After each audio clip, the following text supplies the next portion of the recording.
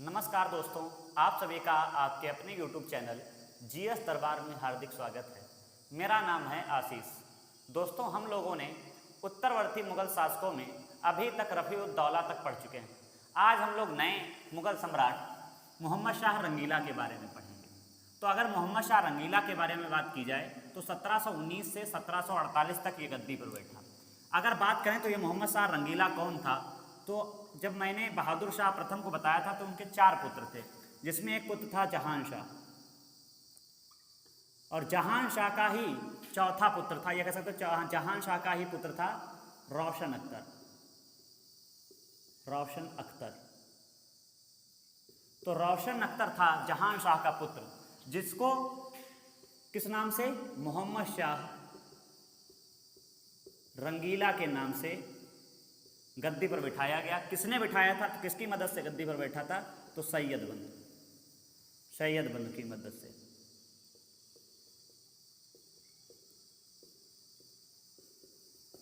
अब ये ज़्यादातर भोग विलास नशा वगैरह में लिप्त रहता था, इसीलिए इसको एक उपाधि दी गई थी, रंगीला की उपाधि दी गई थी। तो रंगीला की उपाधि दी गई। कहने का मतलब है इसका वास्तविक नाम रोशन अख्तर था, और इसका जो गद्दी पर जब बैठा तो मोहम्मद शाह के नाम से बैठा था, परंतु ये भोग विलास में लिप्त रहता था, नशेबाजी में लिप्त रहता था, जिसके चलते इसका नाम रंगीला, या किसको कह सकते हो उपाधि रंगीला दी गई, तो इसका पूरा नाम हो गया मोहम्मद शाह रंगीला। अब इसके शासनकाल में हिजड़ों और महिलाओं का वर्चस्व था। इसके शासनकाल में हिजड़ों और महिलाओं का वर्चस्व था। अब एक चीज समझिए, मैंने बताया था कि कि फर्रुखशियर भी जो है अपने जब गद्दी पर बैठा था तो वो सैयद बंधु को अपने रास्ते से हटाना चाहता था। इसी प्रकार से मोहम्मद शाह रंगीला भी सैयद बंधुओं को अपने गद्दी पर से हटाना चाहता था, यह कह सकते हो अपने शासन से हटाना चाहता था, क्योंकि परेशान हो गए थे। इसके चलते क्या होता है, 4-5 लोग रणनीति बनाते हैं। एक था निजाम उल मुल्क। ये कौन था, तो आपने पढ़ा था कि जब फर्रुखशियर ने इसे जो है दक्षिण के 6 सूबों का सूबेदार बनाया था, तो निजाम उल मुल्क हो गए। इसके बाद अमीन खां,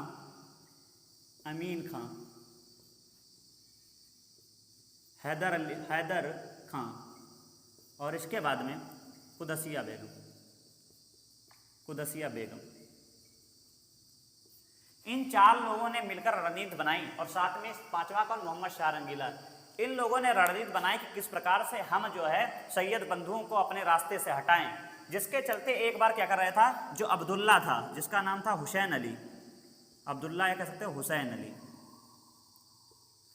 हुसैन अली एक बार दरबार में जो है पत्र पढ़ रहा था, तभी जो हैदर खां थे, उन्होंने इसकी चाकू मारकर हत्या कर दी, या चाकू भोग कर, तो चाकू मारकर हत्या कर दी गई।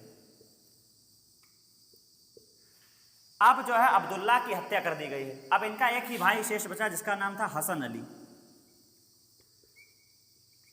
अब हसन अली भैया बदला लेने के लिए तैयार हुआ, और हसन अली ने मोहम्मद शाह रंगीला को हटाकर इब्राहिम को गद्दी पर बैठाने का प्रयास किया, लेकिन मोहम्मद शाह रंगीला पहले से तैयार था, और हसन को जो है एक युद्ध में परास्त कर दिया, और इसे जो है बंदी बना लिया। और इसके बाद में अगर अब्दुल्ला की बात करें तो 1720 में अब्दुल्ला की हत्या की गई थी, और हसन अली की हत्या 1722 में विष देकर कर दी जाती है। तो इस प्रकार से सैयद बंधुओं का खेल खत्म हो गया। अब क्या होता है, सैयद बंधु तो गद्दी पर से हट गए हैं, या कह सकते हो इनके रास्ते पर से हट गए हैं। अब ये क्या करेगा, उस समय जो है एक व्यक्ति का आक्रमण होता है, मैंने पिछले वीडियो में भी बताया था, जिसका नाम था नादिर शाह का आक्रमण। नादिर शाह का आक्रमण होता है, तो मैंने बताया था यहाँ पे जितने भी इनके ईमानदार लोग थे बार बार यही कहते थे कि मोहम्मद शाह रंगीला से कि आप सेना भेजें, परंतु ये हमेशा एक ही बात कहता था कि दिल्ली दूरस्त, जिसके चलते क्या होता है, जितने भी विभिन्न शक्तियां थी, इन लोगों ने अपनी स्वतंत्र राज घोषित कर लिया। क्यों? क्योंकि मोहम्मद शाह रंगीला का इनको शासन समझ नहीं आ रहा था। क्यों? क्योंकि ये जो है कभी कभी अपने दरबार में नग्न अवस्था में आ जाता था, ऐसे ऐसे काम करता था जिससे कि लोगों को अच्छा नहीं लगता था, जिसके चलते अब जितने यहाँ पे मेन सदस्य थे उन्होंने अपना स्वतंत्र राज घोषित कर लिया। जैसे कौन कौन, तो हम बात करें तो पहले नंबर पे निजाम उल मुल्क। निजाम उल मुल्क, तो निजाम उल मुल्क ने हैदराबाद वाला क्षेत्र, हैदराबाद। इसी तरीके से मुर्शीद कुली खां, ये सब हम लोग जो है जब हमने बहादुर शाह प्रथम के बारे में पढ़ा था वहाँ पे बताया था। तो मुर्शीद कुली खां बंगाल वाले क्षेत्र में अपने खुद को स्वतंत्र घोषित कर लिया। सआदत अली ने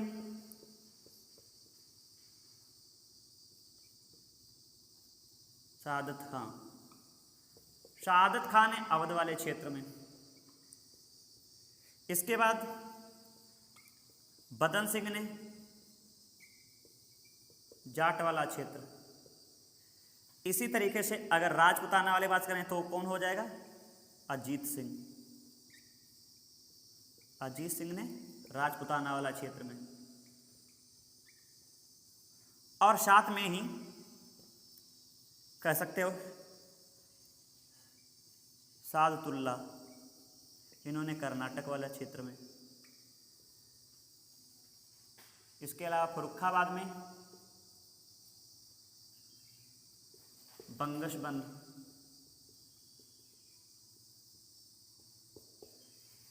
इन कई जो इनके मुख्य लोग थे उन्होंने अपने अलग अलग गद्दी स्थापित कर ली। निजामुल मुल्क ने हैदराबाद में, मुर्शीद कुली खां ने बंगाल में, सआदत खां ने या सआदत अली कह सकते हो इन्होंने अवध में, बदन सिंह ने अपने जाट वाले क्षेत्र में या जाट वाले क्षेत्र में। इसके अलावा अजीत सिंह ने राजपुताना वाले क्षेत्र में अपने कर लिया। इसी तरह सादतुल्ला ने कर्नाटक में, फर्रुखाबाद में बंगशबंद। इस प्रकार से उन्होंने अपनी स्वतंत्र गद्दी स्थापित कर ली। अब कहीं ना कहीं कमजोर कौन हो गया था? अब कहीं ना कहीं मोहम्मद शाह रंगीला कमजोर हो गया था, क्योंकि उधर जो है नादिर शाह का आक्रमण हो जाता है, जिसके चलते नादिर शाह बहुत कुछ लूट के ले जाता है। और बचे कुचे जो इतने इनके लोग हैं, निजाम उल मुल्क थे, मुर्शीद कुली खां हैं, शहादत खां हैं, ये सब इनके मजबूत लोग थे, ये भी इनसे अलग हो गए हैं। अब क्या होगा? अलग हो गए तो यहाँ पे एक मौका मिल गया मराठों को, और मराठों में एक व्यक्ति आक्रमण करता है जिसका नाम है बाजीराव द्वितीय। बाजीराव द्वितीय 1737 में मुगलों पर आक्रमण करता है और लगभग में 27 दिन लूटपाट की और बहुत कुछ लूट कर ले गया। इसके बाद में नादिर शाह का आक्रमण होता है। नादिर शाह का आक्रमण कब हुआ? 1739 में। अब देखो, हम लोग नादिर शाह के बारे में एक अलग से वीडियो के माध्यम से पढ़ेंगे कि नादिर शाह ने किस प्रकार से यहाँ पे आक्रमण किया था और क्या क्या लूट कर ले गया था और क्या क्या इसके लूटपाट में रणनीति रही थी। इसी तरह बाजीराव ने 1737 में की थी, 27 दिन लगभग लूटपाट की। इसके बाद में क्या होता है? ये लूट कर ये भी ले गए, कहीं ना कहीं मुगल जितने थे वो कमज़ोर हो गए थे।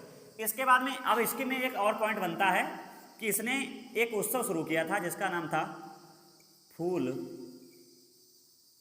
वालों की सैर। ये एक उत्सव शुरू किया था इसने। अगर पूछा है फूल वालों की सैर किसने शुरू किया था, तो मोहम्मद शाह रंगीला ने। किसकी याद में? तो ये ख्वाजा कुतुब साहिब की दरगाह पर। ये जो फूल बागों का सैर उत्सव है, ये ख्वाजा कुतुब साहिब के दरगाह पर मनाया जाने लगा। अब क्या होता है? लगभग में 1748 में क्या होता है? मोहम्मद शाह रंगीला की मृत्यु हो जाती है। इस प्रकार से मोहम्मद शाह रंगीला का कार्यकाल रहा है 1739 से 1748 तक। इसमें आपको ये याद रखना है कि नादिर शाह का इसके शासनकाल में आक्रमण हुआ था 1739 में, और नादिर शाह के बारे में हम लोग एक वीडियो के माध्यम से अलग पढ़ेंगे। इसके अलावा अब क्या होता है? सैयद बंद की भी हत्या हो चुकी है। अब आगे जो गद्दी पर बैठेगा वो बैठेगा अहमद शाह। तो आप सब हेडिंग डाल लें, अहमद शाह।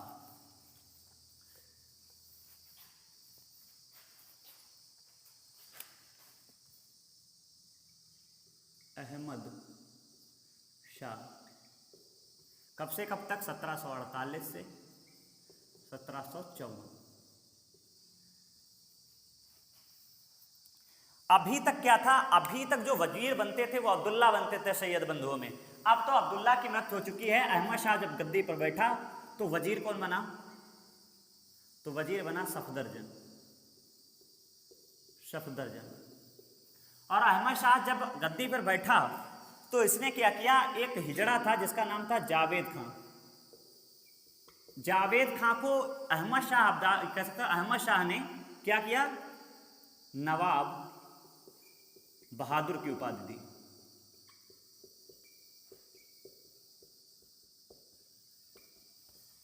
जावेद खां को अहमद शाह ने नवाब बहादुर की उपाधि दी। अब क्या होता है? ये नवाब बहादुर की उपाधि दी तो वहां के जितने भी मुगल थे वो नाराज हो गए, जिसके चलते अब एक व्यक्ति और शामिल होता है, इमादुल मुल्क। इमादुल मुल्क। ये इमादुल मुल्क क्या करता है? ये हत्या कर देता है वजीर सफदरजंग की। किसकी मदद से? मराठों की मदद से। मराठों की मदद से इमादुल मुल्क ने मराठों की मदद से सफदरजंग की हत्या कर दी। अब वजीर कौन बन गया है? तो अब वजीर बन गया है इमादुल मुल्क।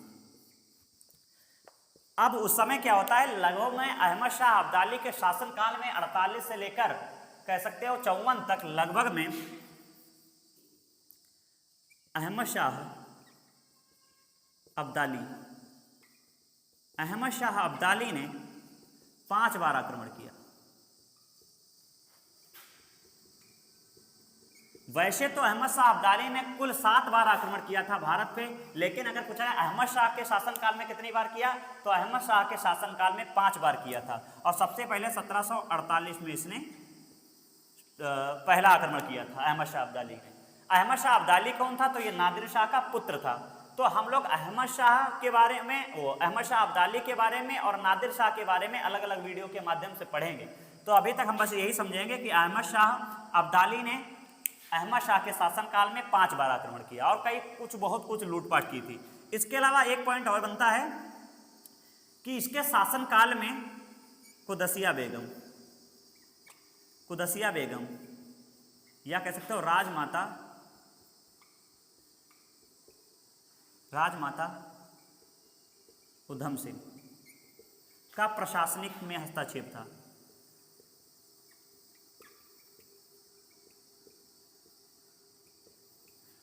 तो उस समय कुदसिया बेगम जो थी वो राजमाता उधम सिंह थी जिनका नाम था। उन्होंने अपना जितना प्रशासन वाली सिस्टम था वो यही देखती थी, इसलिए इनको जो है किलबा ए हिंद की उपाधि दी गई। इसके बाद में क्या होता है? अब इमादुल मुल्क बहुत ही ज़्यादा नाराज था किससे? अहमद शाह से। और इसने क्या किया? मराठों की मदद से अहमद शाह को अंधा कर दिया। अहमद शाह को अंधा कर दिया। किसने किया? इमादुल मुल्क ने। इमादुल मुल्क ने क्या किया? मराठों की मदद से किसको अंधा कर दिया? अहमद शाह को अंधा कर दिया। इस प्रकार से 1748 से लेकर 1754 तक जो है अहमद शाह गद्दी पर बैठता है। इसके बाद में अब धीरे धीरे गद्दी के लिए और लड़ाई होगी, जिसको हम लोग आगे वीडियो में पढ़ेंगे।